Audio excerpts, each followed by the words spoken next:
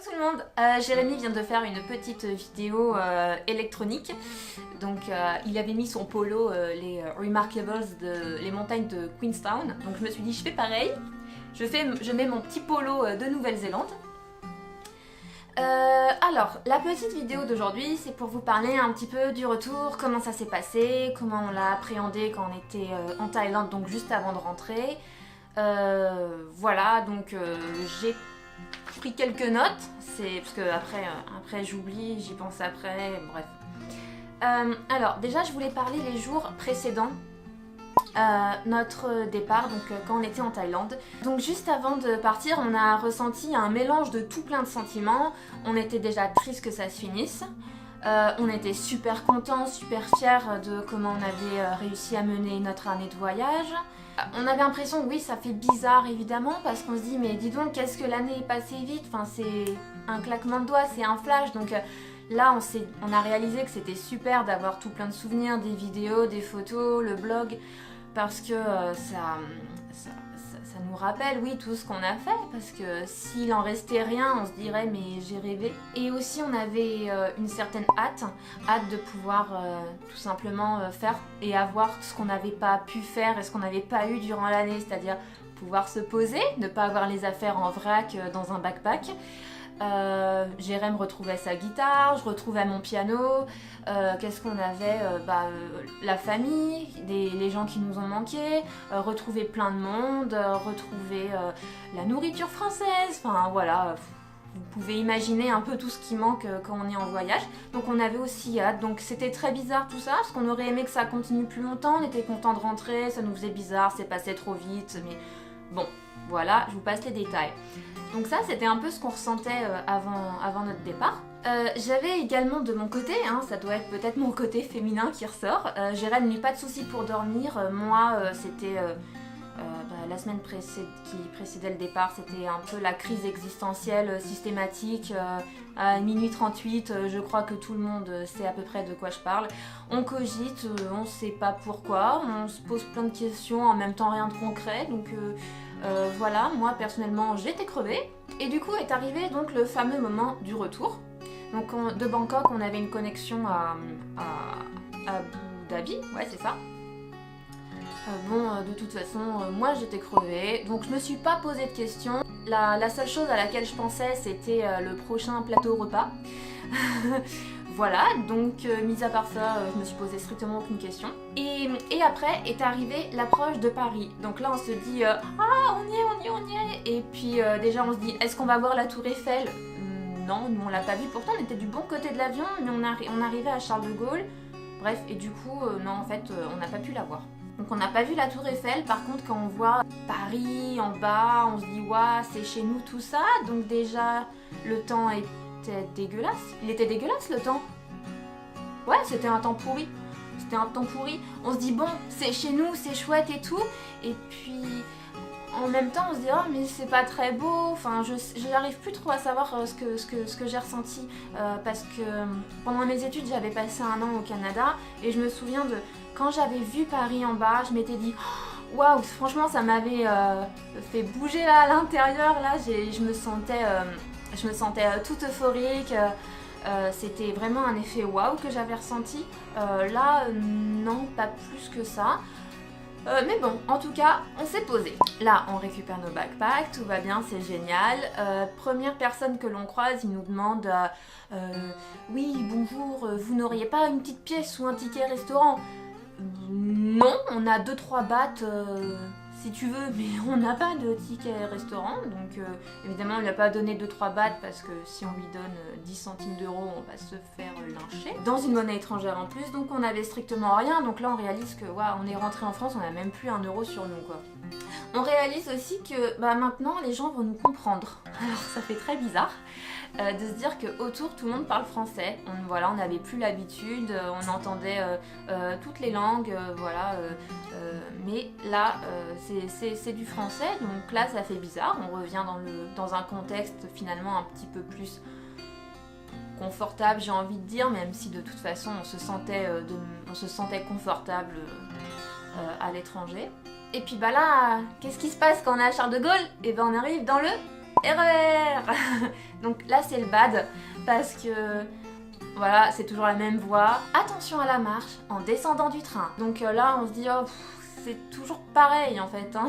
Ça n'a pas changé et c'était un petit peu notre quotidien, on prenait le RER tous les jours, donc là on se dit mais ouais j'ai pas hâte en fait, ça va pas être si cool que ça, donc là on relativise, on se dit c'est bon, c'est pas pour tout de suite, faut qu'on s'installe, on va retrouver nos proches, donc on est content.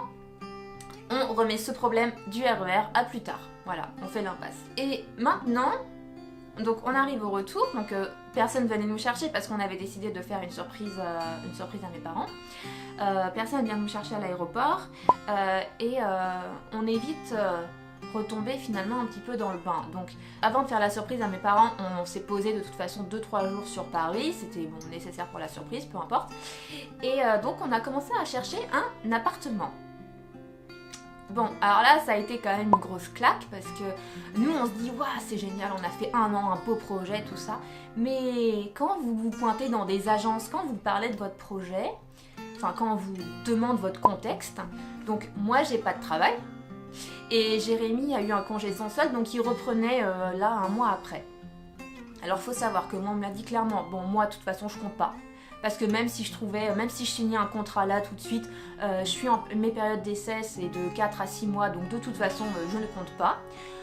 Compte que Jérémy, et encore, bon, il avait toujours son travail, hein, c'était qu'un congé sans solde, mais même une attestation employeur stipulant qu'il allait reprendre dans 1 mois, ça ne fait pas foi, ça ne sert à rien. Les agences, elles s'en foutent complètement. À savoir qu'à Paris, donc il y a souvent les assurance, loyer impayé. Donc logiquement, même des garants, ça sert à rien. Donc en gros, dans la plupart des agences où on s'est pointé, c'était, même on nous a dit, passez par des particuliers, parce que de toute façon, vous ne trouverez pas. Là, ça fait quand même une petite claque. On s'est dit, mais c'est assez incroyable. Pendant 1 an, on n'a eu aucun souci. On a de l'argent de côté. Je vais retrouver un travail, j'ai mal sien qui est assuré et non, on peut rien avoir. Et fort heureusement, on a trouvé une agence avec qui ça s'est très bien passé, qui a été un petit peu plus compréhensive et qui a accepté qu'on ait un garant. Donc voilà, ça paraît fou, mais Jérém qui a gardé son travail, il ne nous servait à rien non plus. Sans garant, on ne pourrait pas avoir cet appartement, voilà. Donc là c'est dur hein, de se dire j'approche de la trentaine, on a besoin de garants sinon on peut pas se loger, on se dit mais c'est fou, voilà, on s'est logé pendant 1 an de partout, aucun souci aux 4 coins du monde et là ça pose problème, donc vive la France. Donc là ouais, un petit choc.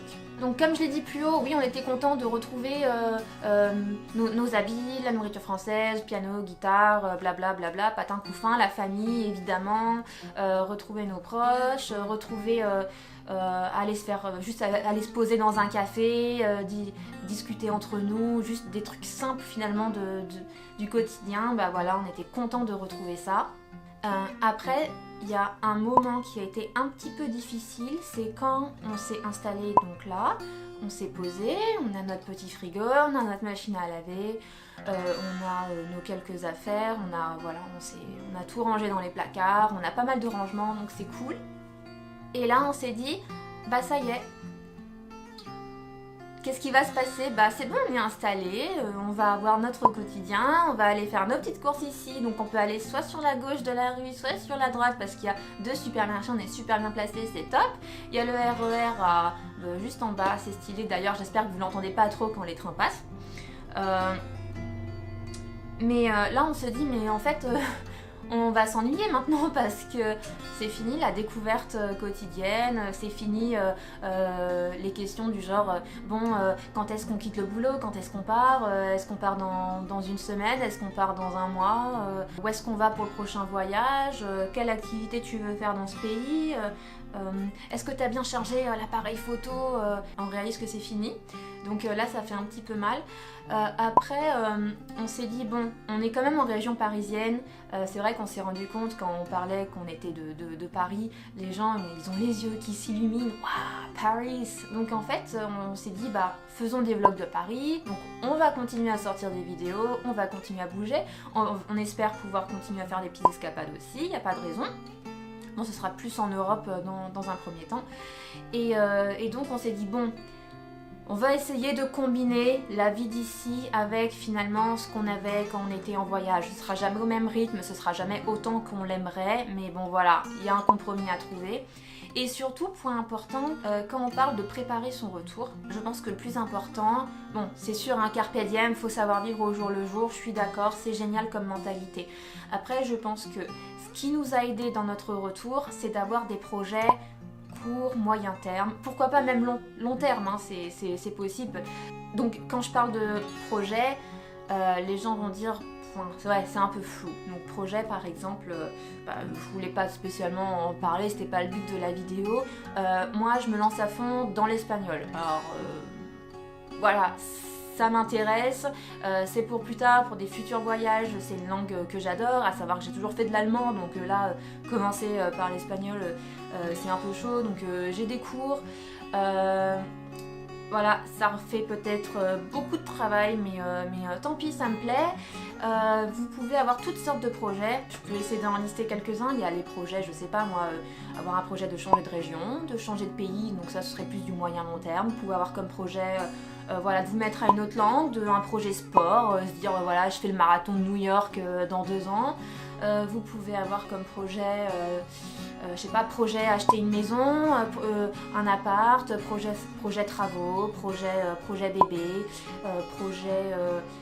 projet voyage, escapade, projet humanitaire, vouloir faire du volontariat, une association, se mettre à du théâtre, se mettre à de la musique. Voilà, Jérémy il a commencé la guitare il y a 2 ans. Voilà, il va continuer ses cours, ça se passe très bien, il adore ça, donc il n'y a pas d'âge pour tenter pour tenter n'importe quoi en fait.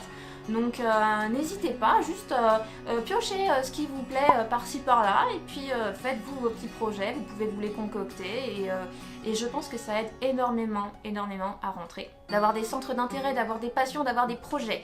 Et de toute façon, c'est pas que lorsqu'on rentre d'un voyage et pour se réacclimater, hein, c'est de manière générale, je pense dans la vie, je pense que c'est ça qui est chouette. Donc voilà, c'était une petite vidéo pour parler un peu de tout et de rien du coup hein, sur notre retour. Donc n'hésitez pas si vous avez des petits commentaires, un petit pouce vers le haut si vous avez aimé la vidéo.